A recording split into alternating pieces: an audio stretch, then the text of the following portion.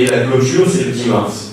Donc pour ceux dans la salle qui en entendent parler aujourd'hui pour la première fois, il reste encore une dizaine de jours pour travailler sur les dossiers. Comme l'a dit Johanna, en fait, la candidature et la sélection se fera en 2 étapes. La première étape, c'est sur une note conceptuelle, une note d'intention, ou bien un formulaire en fait, simplifié de 2 pages, dans une logique vraiment de simplifier, de se mettre à la portée des candidats. Et l'esprit de ce formulaire, c'est de présenter en fait l'idée du projet, les porteurs du projet, en quelques questions simples, qui, quand, quoi, où, etc. Le but, en fait, et l'esprit, disons que c'est de ne pas faire travailler les candidats sur des dossiers complets qui sont lourds, qui font une vingtaine de pages avec des formulaires, etc., si l'idée n'a pas une chance d'être retenue à la fin.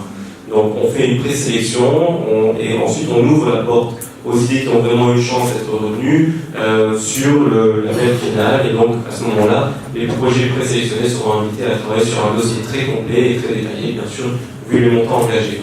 Donc, en parlant de montant, l'enveloppe totale de ce premier appel est de 600 000 € environ. Donc, ces 600 000 € seront répartis en autant de projets que nécessaire en fonction des budgets des projets retenus. La fourchette, c'est entre 20 000 € minimum, donc 20 000 € c'est presque 50 000 dinars, et 50 000 €, c'est presque 120 000 dinars. Donc, tous les projets doivent se situer dans cette fourchette entre un minimum de 20 000 € et un maximum de 50 000 €. La durée en fait, des projets qui seront éligibles et soutenus dans le cadre de ce fonds d'engagement culturel local en Tunisie est de 3 mois minimum à 12 mois maximum. Ça, c'est la durée d'exécution du projet. Et le lieu, en fait, tout simplement, toute la Tunisie est éligible. Les projets qui se déroulent dans toute la Tunisie sont éligibles.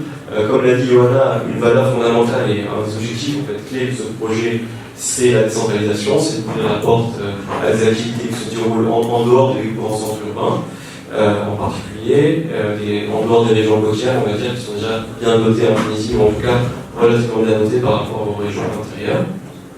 Donc tout le territoire est éligible, mais on donne une priorité aux projets qui se déroulent à l'intérieur du pays, dans des zones où on peut accéder à la culture, on va dire.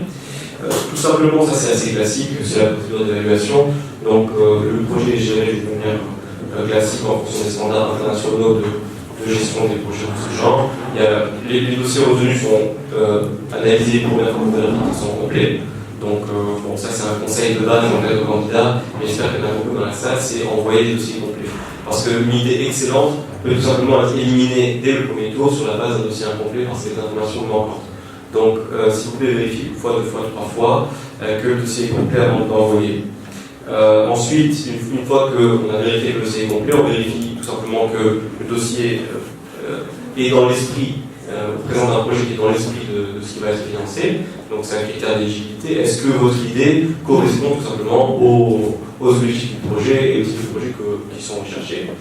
Et ensuite, il y a un comité d'évaluation indépendant qui va noter les projets un par un. Donc chaque candidature est notée de manière indépendante par 2 experts. Et puis on fait la liste des notes et les mieux notés passent à l'étape suivante. Tout simplement, c'est pas très compliqué.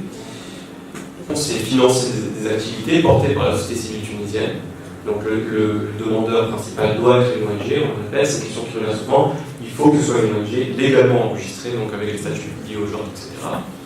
Et on cherche à financer des projets qui rapprochent la culture des citoyens à l'échelle locale, donc donner la chance à tous les citoyens d'avoir accès à la culture. Voilà la philosophie générale, c'est assez ouvert, et en plus de ça, on souhaite impulser ou encourager des partenariats entre des associations entre elles, ou bien une association avec une institution publique, type maison de la culture, etc., ou bien une association avec une entreprise du secteur privé qui est active dans le domaine culturel, etc. Donc, ce n'est pas nécessaire. Les projets qui sont uniquement portés par les associations sont éligibles, pourront être financés, mais c'est un point en plus, et c'est des points bonus pour les projets qui sont en partenariat. Je ne vais pas beaucoup plus m'étendre. En fait, l'esprit aujourd'hui de la présentation, c'est le même esprit que celui qu'on a eu dans toute nos présentations. On va se limiter aux informations qui sont déjà disponibles sur Internet. Aujourd'hui, on ne va pas donner d'informations au présent qui ne sont pas disponibles sur Internet, tout simplement dans un souci d'égalité entre les candidats, puisqu'on ne peut pas vous donner une chance en plus ou une information en plus qui n'est pas accessible aux autres.